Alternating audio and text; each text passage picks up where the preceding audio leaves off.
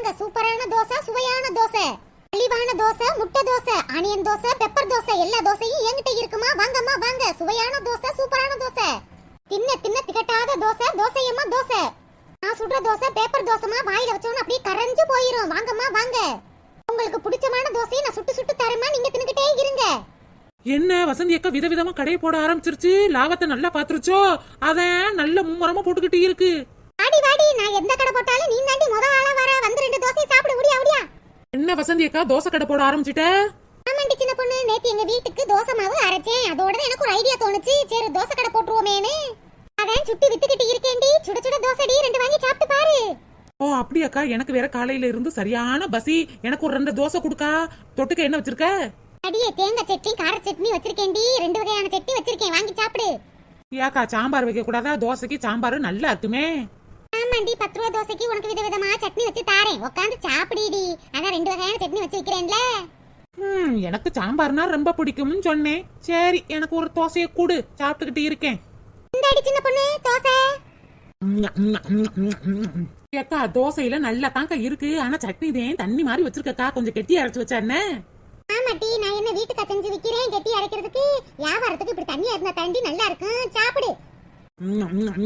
ஆஹா நல்ல ருசியால செஞ்சிருக்க. ஆமாட்டி சின்ன பொண்ணு, உளுந்து வெந்தயம்லாம் போட்டு பக்குவமா அரைச்சு சுட்டு தரேன்ல, ருசியாட்டே இருக்கு. கடைகள்ல எல்லாம் ஒரு தோசை 20 ரூபா 25 ரூபா சொல்றாங்கக்கா. பரவாயில்லக்கா, 10 ரூபாய்க்கு தோசை சுட்டு கொடுக்குறியே. ஆமாண்டி, இந்த கிராமத்து மக்களுக்காக நான் சுட்டு கொடுத்தா ஒரு மனுஷி வந்து வாங்க மாட்டாங்களே. இவங்களுக்கு சும்மா கொடுத்தாதே வந்து வாங்கி திம்பாக போல இருக்கு. பாரு ஒரு கூட்டத்தை காண. ஏக்கா கிராமத்து மக்கள் என்ன வீட்லயே உட்காந்து டிவியா பாத்துக்கிட்டு கிடப்பாங்க? பொழுது விடிஞ்சிச்சா கஞ்சி தண்ணியை தூக்கி உள்ளக்க ஊத்திக்கிட்டு வேலைக்கு போனோமான்னு ஓடிப்பாக்கா. அட ஆமாண்டி, நீ சொல்றதும் சரிதே. லீவு நாள்ல போட்டாலாவது வித்து இருந்திருக்கு. எல்லாரும் கஞ்சி தண்ணியை தூக்கிட்டு வயலுக்குள்ள போயிருப்பாங்க. அப்ப அப்ப நான் அரைச்சதெல்லாம் வேஸ்டா? கீழே தான் தூக்கி ஊத்துறமா மாவே. ஏக்கா டோன் டோரிக்கா, நான் இருக்கேன்ல, நீ எதுக்கு கவலைப்படுற? பாருடி சின்ன பொண்ணு, நீ 50-50 கேக்குறனா நான் கொடுக்க மாட்டேன்டி. வேணா கூட 2 தோசை வேணா தாரேன், வாங்கி தின்னுட்டு வியாபாரத்தை முடிச்சு கொடு. என்னக்கா பொசுக்குன்னு இப்படி சொல்லிட்ட? சரி, என் மாமியாரும் வீட்டுல சும்மாதான் படுத்து கிடக்கு, அதுவும் இன்னும் சாப்பிடல. என் வீட்டுக்காருக்கு 2-3 தோசையை கொடுத்துரு. ஒரு 10 தோசையை கட்டி கொடுத்துருக்கா, உனக்கு வியாபாரத்தை பண்ணி நான் கொடுக்குறேன். 10 தோசையா? 10 தோசைனா 100 ரூபாய் ஆயிருச்சே. இங்க பாரு வசந்தி அக்கா, இதுக்கு குறைஞ்சலாம் நான் செஞ்சு கொடுக்க மாட்டேன்க்கா. நீ 10 தோசை கொடுத்தா உனக்கு வியாபாரத்தை பண்ணி நான் கொடுப்பேன். இல்லைன்னா நீனே வியாபாரத்தை பாத்துக்க. இவனை நம்பியே வியாபாரம் ஆரம்பிக்க வேண்டியதா இருக்கே. சரி கொடுத்து தொலைவான், வேற என்ன செய்யறது. சரி சின்ன பொண்ணு, 10 தோசை தாரேன், வியாபாரத்தை முடிச்சு கொடு. சொல்லிட்டீல வசந்தி அக்கா. இப்ப பாரு கொஞ்ச நேரத்துல மாவும் காலி ஆகிரும், முட்டையும் காலி ஆகிரும், தோசையும் காலி ஆகிரும். நீ வெறுங்கையோட தான் வீட்டுக்கு போக வேண்டியதா இருக்கும் பாரு. தோசை எம்மா தோசை, வசந்தி அக்கா சுட்ட தோசை, சூப்பரான தோசை, சுவையான தோசை, திங்க திங்க திகட்டாத தோசை, தோசைக்கு 2 வகையான சட்னி தாராங்க. சின்ன பொண்ணு பாட்டு படிச்சுக்கிட்டு கிடக்குறவ. போய் வசந்தி அக்கா, இதெல்லாம் பிசினஸ் டெக்னிக்கா. தோசை பெரும்பாலும் சின்ன பிள்ளைகளுக்கு தான் ரொம்ப பிடிக்கும். அதுகளுக்கு தான் இப்படி பாட்டு பாடி தோசையை வித்தா ரொம்ப பிடிக்கும்க்கா. வாங்கி வாங்கி திங்குங்க. காதல் கேட்டவன ஓடியாந்துருங்கக்கா. அதுக்கு தான் பாட்டு பாடி கூவிக்கிட்டு கிடக்கேன். அடியே சின்ன பொண்ணு, சரியான பிசினஸ் மைண்டடி உனக்கு. நீ இங்க இருக்க வேண்டிய ஆளே கிடையாது.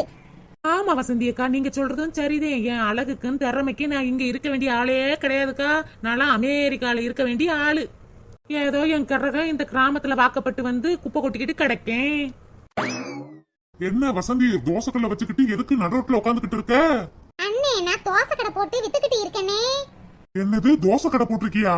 உன் வீட்டுக்காரரு செலவுக்கு காசு எல்லாம் கொடுக்கத்தானே செய்யறாரு. அண்ணே, அதெல்லாம் கொடுக்கத்தானே செய்யறாரு. அப்புறம் எதுக்குமா ரோட்ல தோசை கடையை போட்டு வித்துக்கிட்டு கிடக்க? இல்லண்ணே, காலையிலேயே வீட்டு வேலை, சமையல் வேலை எல்லா வேலையும் முடிச்சிடுறேன். அப்புறம் பொழுதோட அந்த மரத்தொடியில தானே உட்காந்து கிடக்கும்.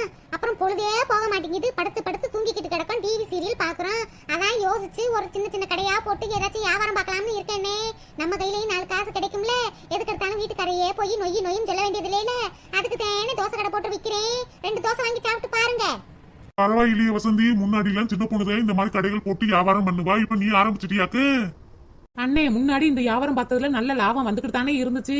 எங்க வீட்டுக்காரதான் ஏன் இப்படி கஷ்டப்படுற, நான் தான் கை நிறைய சம்பாதிக்கிறேன்ல, நீ வேலையெல்லாம் ஒன்னும் செய்ய வேணாம் அப்படின்னு சொல்லிட்டாருனே. அதனாலதான் நான் இந்த தொழிலை நான் எடுத்துக்கிட்டேன். எனக்கும் பரவாயில்லாம லாபம் வருதுனே.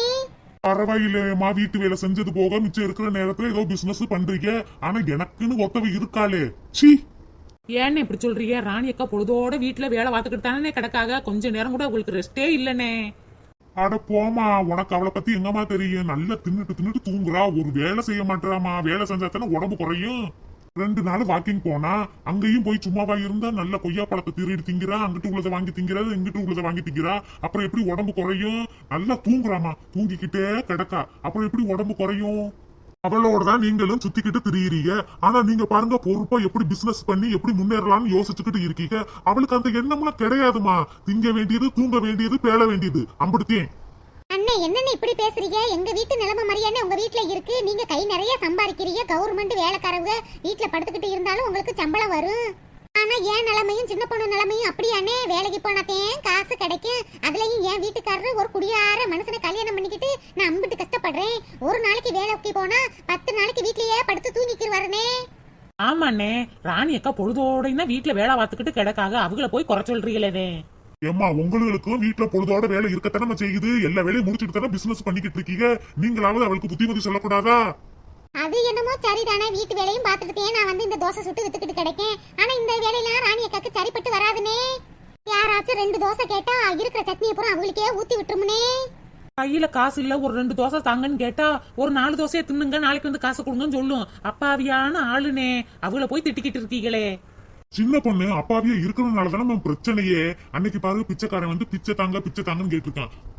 வீட்டுல மத்தியானம் சாப்பிட்டுக்கிட்டே இருந்தேன். ஏங்க பிச்சைக்காரனுக்கு சோறு போடவான்னு கேட்டா, நானும் போடுறீன்னு சொன்னேன். அவளும் பிச்சைக்காரனுக்கு போய் சோறு போட்டா. அண்ணே, நீங்க பிச்சைக்காரனுக்கு சோறு போடுன்னு சொல்லவும் தானே போய் போட்டிருக்காங்க. அதுல என்னென்ன பிரச்சனை? சோறு போட்டதுல எல்லாம் பிரச்சனை இல்லம்மா. பிச்சைக்காரன் போய் சோத்த போட்டுட்டு போதுமா, இன்னும் கொஞ்சம் வேணுமான்னு கேட்டாமா. அந்த பிச்சைக்காரன் சும்மா இருப்பானா? இன்னும் கொஞ்சம் கொண்டு வா, அப்படியே மீன் குழம்பு கொஞ்சம் அள்ளிட்டு வா, பொரிச்ச மீன் 2 துண்டு எடுத்துட்டு வான்னு லிஸ்ட் போட்டுக்கிட்டு இருக்கான். அண்ணே, ராணி அக்கா கொஞ்சம் வெகுளி தானே, அதனால அப்படி கேட்டிருப்பாங்க போல இருக்கு. சின்ன பொண்ணு அவ வெகுளியா இருக்கிறதெல்லாம் சரிதேன். ஆனா பிச்சைக்காரனுக்கெல்லாம் சோறு வேணுமான்னு கேக்குறா. ஆனா வீட்டுக்குள்ளேயே என் பெத்த தாய் இருக்கா, சோறு வேணுமான்னு ஒரு வார்த்தை கேட்க மாட்டாமா. சரி விடுங்கண்ணே விடுங்க, இத போய் பெரிய விஷயமா பேசிக்கிட்டு இருக்கீங்க. ஒவ்வொரு குடும்பத்திலையும் மாமியாருங்கிற ஆளை பிடிக்கத்தேன் செய்யாது. அதுல ராணி அக்கா மட்டும் என்ன விதி விலக்கா? விடுங்க விடுங்க.